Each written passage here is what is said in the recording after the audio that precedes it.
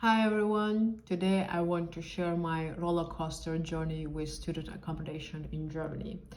Buckle up because I have some stories to tell. I've moved 4 times during my studies.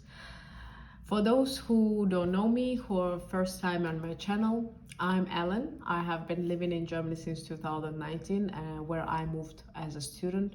I have already finished my master's degree here, found a full-time job, and up to the moment now I'm already married, working in Germany, and recently I have already applied for my citizenship, which hopefully I will get in a couple of years probably. But that's another topic for another day. In this video, I want to share some tips and useful information about my experience with accommodation, how to find it, and the challenges that I encountered. And let me start with by saying that finding accommodation in Germany is a tricky thing, especially if you are international student. First challenge for me was to find an accommodation. When I applied for the university, I got an offer and I was already decided, it was decided that I moved to Germany. First challenge was to find accommodation. That's like pre-arrival also and post-arrival challenge. If you're coming from abroad, try to secure a spot from in a university dormitory. That's like the lifesaver. It's safer, it's easier, and you avoid the risk of getting scammed. I would say try to not remotely find anything and especially sign any contracts before meeting the landlord in person and giving any money, of course, also remotely. That's like, no, don't do that. You will most probably get scammed. There are lots of scammers out there. I know that they do video calls, like conferences, where they show you the room, the apartment, and then they still offer you to sign something and transfer some money. I would still not do that. I would say only if you know somebody in Germany who can go and check the place, then maybe yes, you can do it. Otherwise, just go for a safer option, which is a dormitory at the university. The problem is they don't always have places. I know they get taken away like quite quickly, so you have to be fast in booking and reserving a place for yourself.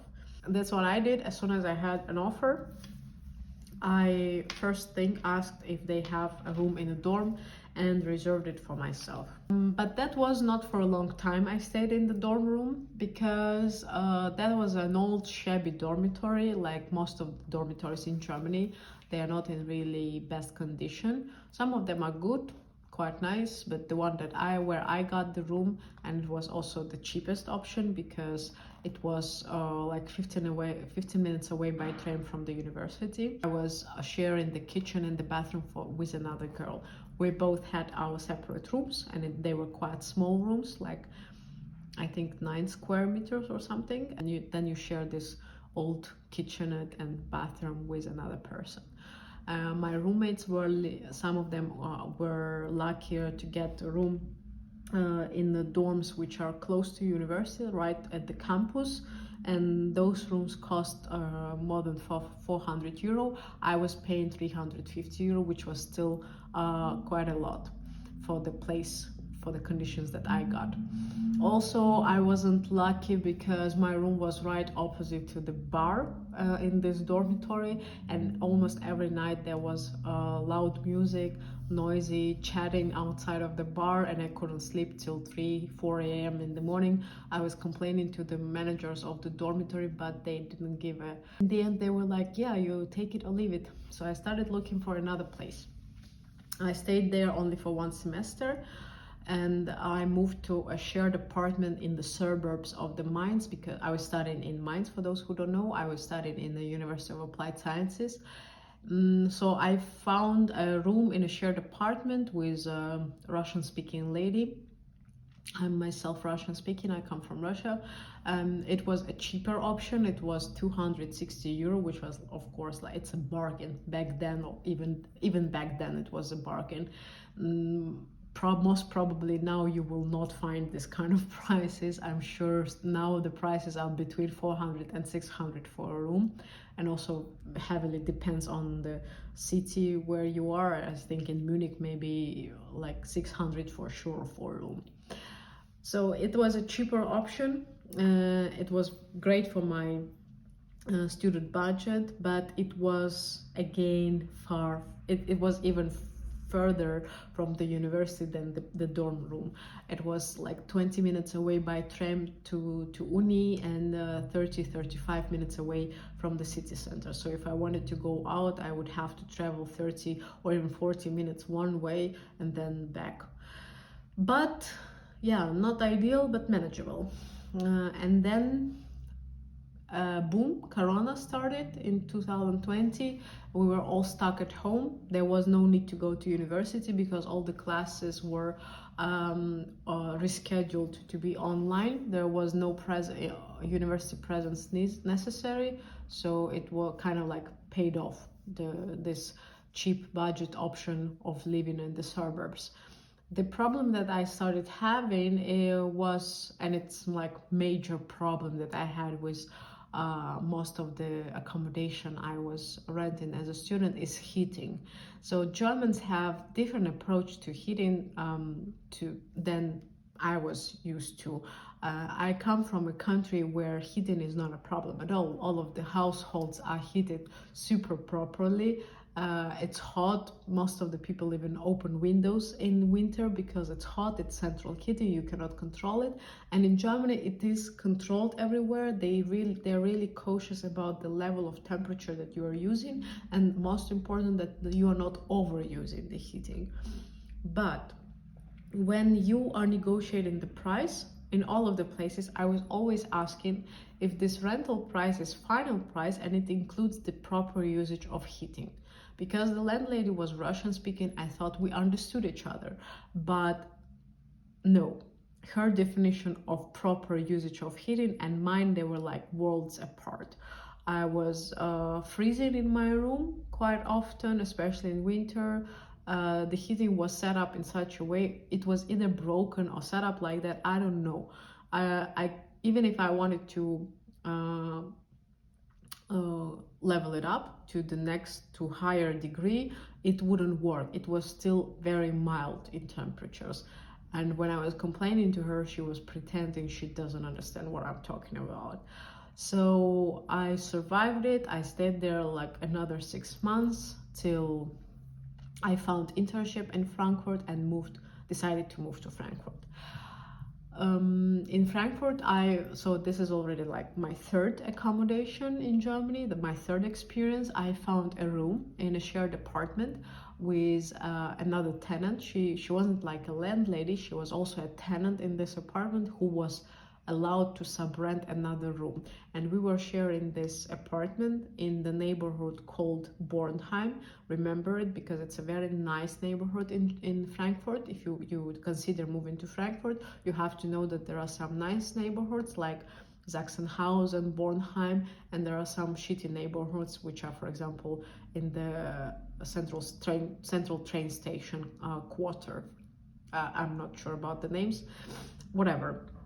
It was a nice apartment. I had my own balcony, like with a nice inner yard view, but I had to share again the bathroom and the kitchen. My landlady was a bit of a drama queen, which I figured out later because she was having a boyfriend. She was Latin American, and she was quite much exposing her relationship with her boyfriend. I had to witness all of that, which I felt uncomfortable about. She was also having him overnight quite often, that I felt also uncomfortable about, and I wasn't warned about it when I was taking the room. But the main problem came later when again there was another lockdown and we had to stay at home. I couldn't go to the office quite often, so of course I was staying in my room, and the room was cold. I was turning up the heater, and later I found out, she told me that she doesn't use heating at all. So her definition of using the utilities meant no usage of heating, which she assumed I wouldn't do because I would be probably most of the time at work and I wouldn't be home that much. So that's where you have this challenge, misunderstanding, and you have to really discuss everything, especially utilities, with the landlords before taking the room. You might misunderstand because they think that you will not spend that much time at home and you won't use anything. She was complaining that I'm staying at home too much, I'm using electricity, I'm flushing the toilet too much, I don't know. I overused heating according to her, but I didn't overuse it. I was sometimes switching it on not to die from the freeze in the room. And in her perception, it's overused because she's used to not using anything at all. In Germany, they really save it up. The utilities are expensive. And this misunderstanding led to confrontations later. She was also making some inappropriate comments about my private life and etc. So time to move again. My last place as a student was actually the best out of all of these options I had. Not the ideal again, I never had an ideal option, but it was a huge house with a nice living room, big living room, kitchen with all of the kitchen appliances. It was quite clean. One of the tenants was a French girl who was taking care of everything. Another tenant was taking care of the household, so if something was broken, he could fix it. Downside was it was in the suburbs. There was no supermarket in the nearby, but it was only 10 minutes away by train to Frankfurt Central Station, so it's just one stop, like basically direct train. I was taking train 10 minutes and I'm in the Frankfurt city center. And another downside was that my room was in the basement, and here I wasn't also careful when I was taking the room because I was in such a rush to find something new, as I had these confrontations with the landlady where in my previous place I was eager to move out. So I found this room, I found this house, I fell in love. Nice, there is a garden, terrace, I can invite people, I can feel like there is lots of space, not just one tiny room where I have to spend all my time during lockdown. So I took it. And later I found out that there is a mold building up. There is mold building up on the walls next to the bathroom. I had my own bathroom in my room in this basement. It was counted as a big plus because others had to share bathrooms. And yes, when I noticed that there was mold building up, I immediately informed them, so that to take, like liability from my shoulders that it was there before me. They investigated it and decided that they have to renovate the room. It was not possible for me to stay there. It meant that I have to move out for the time of renovation for 2 months. And the owner of the house, he proposed that I move to his own apartment close to that house somewhere in that neighborhood where I could stay by myself and still pay the same amount, which was 500 euro, if I forgot to say. So yes, it caused kind of inconveniences for me. Be careful when you take a room in the basement. Be careful with mold. Mold is a very serious issue. In Germany, you cannot stay in place where there is mold. They had to fix it, so they fixed it. Later I could move back, and I stayed quite shortly because right afterwards I had to move again abroad for my obligatory exchange. I moved to Czech Republic for 6 months, and for that time I was allowed to sublet the room. That's also important for you to know. In case you want to move somewhere or travel, or like you're not constantly staying in one place, you have to ask if you're allowed to sublet the room during your absence. I was allowed to sublet the room, luckily, so I subletted it. I didn't have to pay for the room. But the guy who stayed in my room for during my absence, I learned that the students from India, they're also heating up the room too much and they're not properly airing. So guys from India, please take it as a lesson. You will be charged later. So I had then to charge the problems with the mold on this subtenant that I had, because he was we were assuming he was taking shower and he wasn't opening the window in the bathroom to air the room, and the mold started building up again. And the second time, it's already my liability as a person who is responsible for the subtenant I had. So the renovations were already at my cost. I had to argue with them that it's not my fault. I had to also find this guy who was my subtenant to charge him partially for that. In the end, I partially paid for the renovations, and another part he was paying. Also, he paid me a deposit that I could keep for the damages. And when you're a tenant in Germany, you always usually pay a deposit. It's either 1 month's rent or 3 months rent. Usually they take, I personally always paid 3 months cold rent, which excludes the utilities costs. They keep it also when you want to terminate the contract. There is a 3 months termination period in Germany, meaning that if I found a room now where I want to move, I still have to pay for the remaining 3 months, or alternatively I have to find someone who will move in instead of me and pay the rent constantly. But you cannot just say today, bye guys, I'm moving out, and terminate the contract. It doesn't work like that. There is an obligatory 3 months termination period, and for that reason they take, usually when you agree, you sign a contract, you have to pay 3 months cold rent, so which excludes utilities costs. Basically you pay the first month you're moving in and the deposit of 3 months for the termination.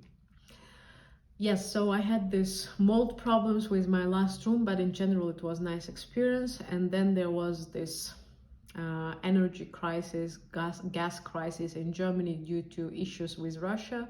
It was still in the time when I was staying in this room.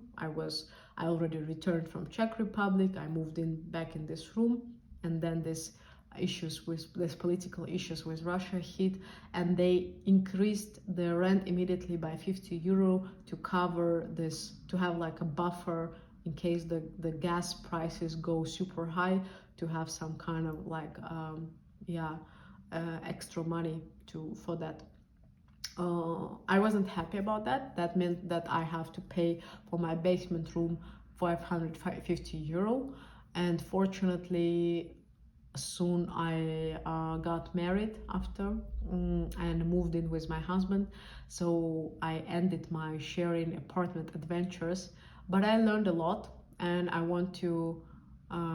just wanted to share some key takeaways with you guys here. First is that you have to start your search early, especially if you're a foreign student, first time coming to Germany, you don't know anybody. You have to search your accommodation yourself, and just to avoid any hassle, any scam problems, any risk, take the room from a university dormitory for your first semester at least. Second point, always view the property in person, talk to the landlord before signing anything or paying anything.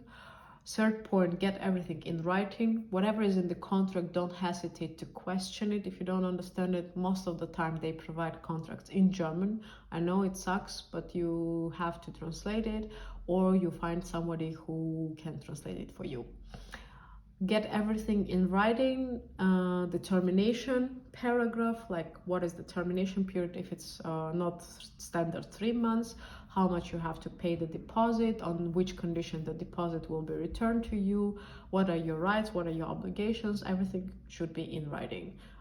Then if it is in contract, you can always refer to the contract as your backup, because mutual agreements, trust me, they don't work. You can try to trust the person thinking, okay, they're nice, they seem nice, you can always negotiate, but no, it doesn't work. When it comes to confrontations, the only point where you can refer is your legal basis. As a legal basis is your contract. So if there are any disputes, you will lose if the contract is not on your side.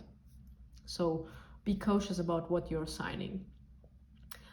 Point number 4, be prepared for different heating norms in Germany. It's often cooler indoors than you might expect. Also manage your expectations that in Germany they have different approach to heating norms. Yes, they prefer it to be used or little to nothing, I would say like this. Check for mold issues. That's quite often in German houses that there is mold, especially if it's a basement. Or older buildings. These older buildings that look very beautiful from outside, often they have mold issues inside. So carefully check it. You don't want to have lung problems later, right? Consider the location also carefully. Balance the cost with proximity to your university or to your workplace. It's not always good to live in the city center just because it's cool to be nearby some cafes or restaurants or whatsoever. Sometimes it pays off if you live in the suburbs. I lived in my last place in the nature, in the forest. It was very nice. I was like, whenever I wanted to go in the city, okay, I can take a train and go there, but I didn't have to survive this noise, this polluted air all the time, and the crowds. So I was kind of like escaping to my suburbs house and living in peace with deers next to me in the forest and the fresh air. It was much nicer, trust me. And also it's cheaper than living in the city.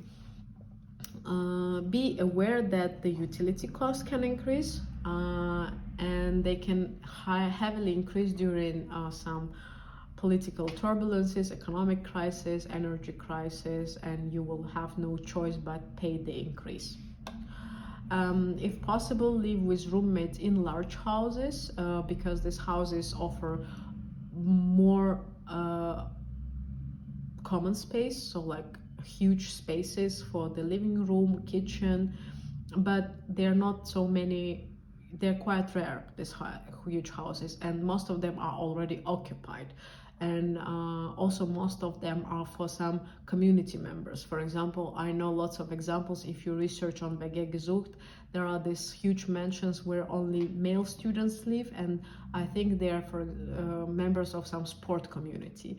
Or it can be some cheap room in a dormitory. I know the sister of my husband lived in such a room. It's a single room with bathroom and small kitchenette in a small in an old building which belongs to church or something like that. And in order to get the room in this place with lower prices on average than compared to the market average, she had to be a member of Catholic Church or something like that. So there are these bargain nice deals available, but they are available only if for some community members, for some specific community members. And you might consider it if you want to get this deal. Learn your rights as a tenant. That's point number 9. German law provides strong protections for renters.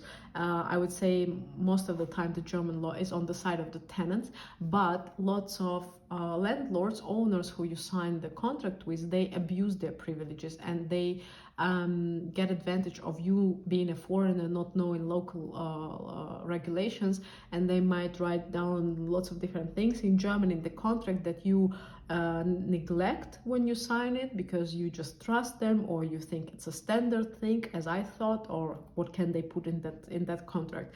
And then somewhere there is a sentence protecting them and not you, and you have a dispute. So be careful with that. Also, I would highly recommend that you become a member of some there are these protection institutions for foreigners. They call, not only for foreigners, for locals as well. It's called Mietverein, not a club, but a community for tenants. They provide advice and they can consult you in case of some disputes. If you have problems, like I had a problem with mold, I called them and they gave me a nice advice what will be my next steps, what are my options, what are my rights. Because I'm not local, I don't know how it has to be regulated, and I don't want to be fooled also. Just trust some, like a person who is renting me apartment. It's not my way of solving things. I always need second opinion, and these guys provide this opinion like objectively as it is per law. You have to pay some fee, like yearly fee. I think I was paying 35 euro, but it's completely worth it because then you have some kind of backup protection in case of misunderstandings. And the last thing, last piece of advice, don't be afraid to move out to another place if you feel unhappy. In all of these places before I found this last house where I more or less felt like relieved, finally I can enjoy my life, even if I had problems with this basement room. I never regretted the hustle that I had to do in order to find another place, because why would you tolerate a place where you know you're not happy, a place where you have misunderstandings with the tenant, with other roommates, with the landlord? For what? There are always other options you can take. You just have to do some research, you have to go to some viewings, and then move to another place. Just do it for your own sake, for your mental health, for your physical health. Also, if there are lots of rooms which have improper conditions, and you have to be aware of it. Just be cautious. Sometimes it's really worth the hassle for a better living situation. And last but not least, as I promised, or I didn't promise, but I want to show it to you, I have this golden source of information where everything at once is available to you as a step-by-step guide that I wrote myself about my own journey as an immigrant, as an expat student in Germany.